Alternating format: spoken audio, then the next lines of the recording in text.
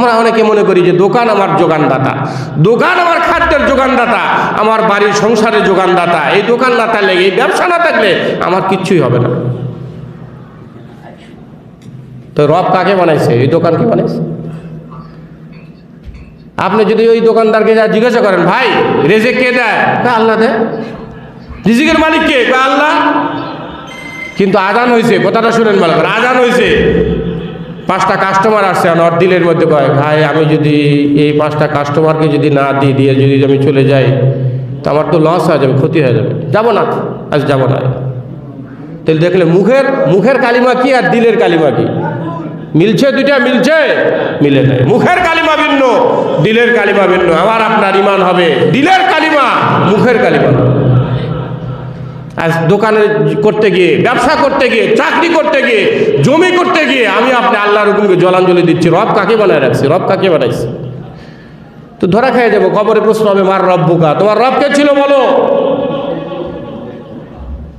শিরিক ফিল উলুহিয়া আমি সব প্রকারে ব্যাখ্যা করতে যাব না, শেষ করে দিচ্ছি আলোচনা, শেষ। প্রধান আলোচক উনি আলোচনা করবেন। শিরিক ফিল উলুহিয়া কাকে বলে? কেউ যদি মনে করে যে গণতান্ত্রিক দেশে যিনি প্রধানমন্ত্রী হোক আর রাষ্ট্রপতি হোক, উনি ক্ষমতা রাখেন দেশের কল্যাণের জন্য, মানুষের কল্যাণের জন্য, ইসলামের বিরুদ্ধেও কোনো আইন প্রণয়ন করার ক্ষমতা রাখেন, এই কথা কেউ যদি মনে করে তাহলে শিরিক ফিল উলুহিয়া করলো। সে কোন প্রকার শিরিক করলো ভাই? কোন প্রকার শিরিক করলো? শিরিক ফিল উলুহিয়া করলো। তার ঈমান নাই। কারণ ওই রাষ্ট্রপ্রধানকে, ওই প্রধানমন্ত্রীকে সে এলাহের আসনে সমাসীন করলো। অনেক মুসলমানরা মনে করে এরকম, কোরআন সুন্নাহর বিরুদ্ধে আইন করলে কি হবে? মানুষের কল্যাণের জন্য তো করছে। কল্যাণ অকল্যাণ কি বুঝেন আপনি? সুখ শান্তির আপনি কি বুঝেন? না যিনি সুখ শান্তি দিবেন তিনি বুঝেন। বলেন তো আপনি কল্যাণ কি বুঝেন, অকল্যাণ কি বুঝেন, শান্তি কি বুঝেন, অশান্তি কি বুঝেন? আপনি বলতেছেন ইসলামের দণ্ডবিধি কেসাস এটা অশান্তির জন্য, এটা বর্বরতা। জেহাদ এটা উগ্রতা।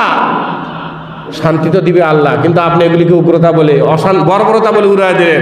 আর কল্যাণ আর অকল্যাণ বলতেছেন যে এই সরকার আমাদের কল্যাণ করবে।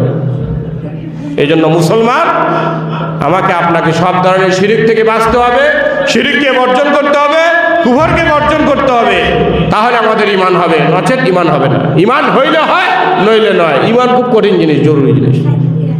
আল্লাহ তাআলা আমাদেরকে সঠিক ঈমান, যে ঈমান আল্লাহর কাছে গ্রহণযোগ্যতা পাবে, ওইটা জানার, বোঝার, হৃদয়ঙ্গম করার, গ্রহণ করার, এবং যে ঈমান আল্লাহর কাছে যাচাই বাছাইয়ের পর সঠিক হিসেবে প্রমাণিত হবে না, ওইটাকে বর্জন করার, পরিত্যাগ করার, ওইটাকে ছেড়ে দেওয়ার আল্লাহ তাআলা আমাদেরকে তৌফিক দান করেন।